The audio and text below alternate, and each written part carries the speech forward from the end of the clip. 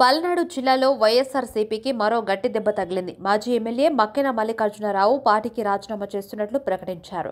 పల్నాడు వాసుల దశాబ్దాల కళ వరికపూడిశేల ప్రాజెక్టుకు కేంద్ర ప్రభుత్వం అనుమతులు సాధించింది. అనేక ప్రాజెక్టులు తెచ్చింది నరసరావుపేట ఎంపీ లావు శ్రీకృష్ణదేవరాయలు అన్నారు. ఆయనకే పార్టీ టికెట్ ఇవ్వకపోవడాన్ని జీర్ణించుకోలేకపోతున్నానన్నారు.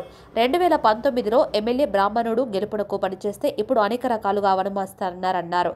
ఎన్ఎస్పీ కాలనీలోని తనకు ప్రభుత్వం కేటాయించిన భవనాన్ని కూలగొట్టించారని నాయకులను తూలనాడటం, కక్షపూరితంగా వివరించడంపై అధిష్టానం దృష్టికి తీసుకెళ్లిన స్పందన లేదన్నారు. ఆయన దగ్గర డబ్బులున్నాయి, మళ్లీ ఆయన్నే గెలిపించండి అని తనతో చెప్పారన్నారు. దానికి తాను అంగీకరించలేదని, పార్టీలో స్వేచ్ఛ లేకుండా బానిసగా బతకలేనన్నారు. మనసు అంగీకరించని చోట ఉండలేక పార్టీ నుంచి గౌరవంగా వైదొలుగుతున్నాను అన్నారు. ఏ పార్టీలో చేరాలన్నది నాయకులతో చర్చించాక నిర్ణయం తీసుకుంటారని చెప్పారు. మక్కెన మల్లికార్జునరావు 2004లో వినుకొండ నుంచి కాంగ్రెస్ పార్టీ తరపున పోటీ చేసి ఎమ్మెల్యేగా విజయం సాధించారు. కానీ 2009లో పోటీ చేసి అవకాశం రాలేదు. 2014 ఎన్నికలకు ముందు మల్లికార్జునరావు టీడీపీలో చేరారు. ఆ తర్వాత వైసీపీలో చేరారు. వినుకొండ టికెట్ ఆశించిన దక్కలేదు. అయినా సరే పార్టీలోనే కొనసాగారు. వైసీపీ అభ్యర్థిగా ఉన్న బొల్ల బ్రాహ్మనాయుడి విజయం కోసం పనిచేశారు.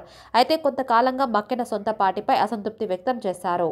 ఈ మేరకు మక్కెన టీడీపీలో చేరుతున్నట్లు ప్రకటించారు. పల్నాడు జిల్లా టీడీపీ ఇన్ఛార్జ్ వీరాంజనేయులుని టీడీపీ కార్యాలయంలో మర్యాదపూర్వకంగా కలిశారు మక్కెన. రాష్ట్ర అభివృద్ధి చంద్రబాబుతోనే సాధ్యమవుతుందని టీడీపీలో చేరుతున్నట్లు తెలిపారు. ఈ మేరకు జీవి ఆంజనేయులు నేతృత్వంలో అతి త్వరలో టీడీపీలో చేరేందుకు నిర్ణయించుకున్నామని తెలిపారు. ఆంధ్ర రాష్ట్రానికి చంద్రబాబు ముఖ్యమంత్రి అయితేనే రాజధాని నిర్మాణం, పోలవరం నిర్మాణం, హైవేలు ఇంకా అనేక అభివృద్ధి కార్యక్రమాలతో రాష్ట్రం గాడిలో పడుతుందన్నారు. చంద్రబాబు కన్నా అపారమైన అనుభవాన్ని మన నాయకులు ఆంజనేయులు, ఎంపీ శ్రీకృష్ణదేవరాయలు నేతృత్వంలో మన ప్రాంతాన్ని మరింత అభివృద్ధి చేసుకునే అవకాశం ఉందని పేర్కొన్నారు. అంతేకాక 10 సంవత్సరాల పాటు ఎమ్మెల్యేగా చేసిన జీవి ఆంజనేయులపై ఎలాంటి అవినీతి ఆరోపణలు లేవన్నారు మాజీ ఎమ్మెల్యే మక్కెన మల్లికార్జునరావు. మేము పార్టీల పరంగా తలపడినప్పటికీ ఒకరినొకరమో గౌరవించుకునే పరిస్థితి ఉండేదన్నారు.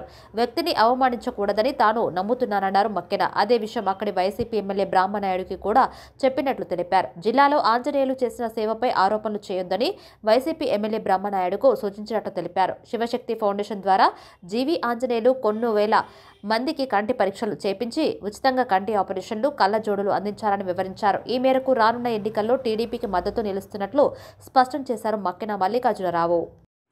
ఈ రోజున చాలా మంచి రోజు. ఈ సందర్భంగా నేను మరి మా మిత్ర బృందం అందరూ కూడా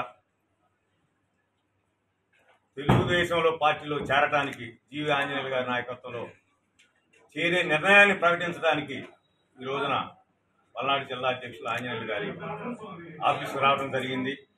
ఈ సందర్భంగా త్వరలోనే ఆంజనేయులు గారి నేతృత్వంలో పార్లమెంటు సభ్యులు లావు శ్రీకృష్ణదేవరాయలు గారు, నేను, మా మిత్ర బృందం అందరం కూడా అతి త్వరలో గౌరవ పెద్దలు మాజీ ముఖ్యమంత్రి వర్యులు నారా చంద్రబాబు నాయుడు గారి సమక్షంలో, ఆంజనేయులు గారి సమక్షంలో మేమందరం కూడా తెలుగుదేశం పార్టీలో చేరేదానికి నిర్ణయించుకున్నామని ఈ సందర్భంగా తెలియజేస్తున్నాను.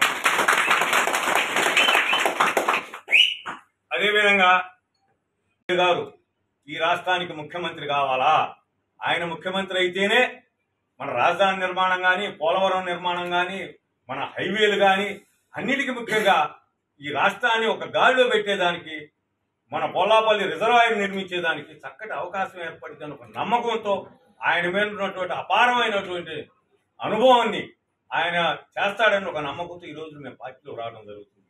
దానితో పాటు 10 సంవత్సరాల పాటు ఎమ్మెల్యేగా చేస్తే జీవి ఆంజనేయులు గారు ఏ రోజు ఇక లాండ్ ఆర్డర్ ఫీల్ కాల, ఏ రోజు అవినీతి ఆరోపణలు లేవు, ఏ రోజు దౌర్జన్యాలు లేవు. మేము పార్టీల పరంగా తలపడినప్పటికీ గౌరవించుకునే పరిస్థితి ఉండేది.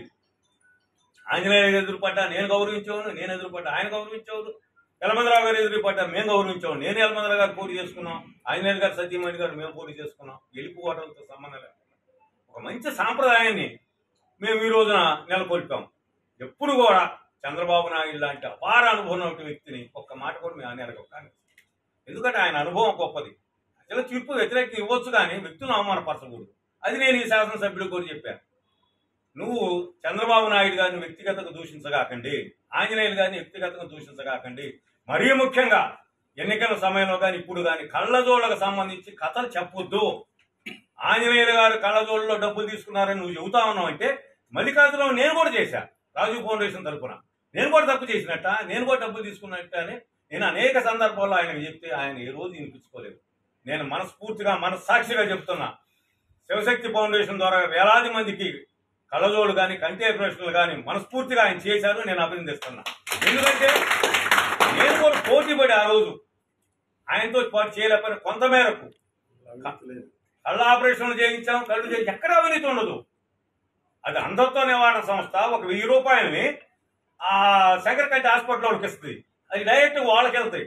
మిగతా ఈ ట్రాన్స్పోర్ట్ ఖర్చులు కానీ, వాళ్ళ ఫుడ్ కానీ, వాళ్ళ కళ్ళజోళ్ళు కానీ, ఇవన్నీ కూడా షామియానాలు కానీ భోజనం ఇవన్నీ కూడా ఎవరైతే చేస్తారో, శివశక్తి అంజన ఫౌండేషన్ కానీ రాజీవ్ ఫౌండేషన్ ఎవరు చేసినా వీరు భరించాలి. ఇది నా వ్యక్తిగతంగా నేను చేసినటువంటి దాన్ని, నేను నమ్మినటువంటి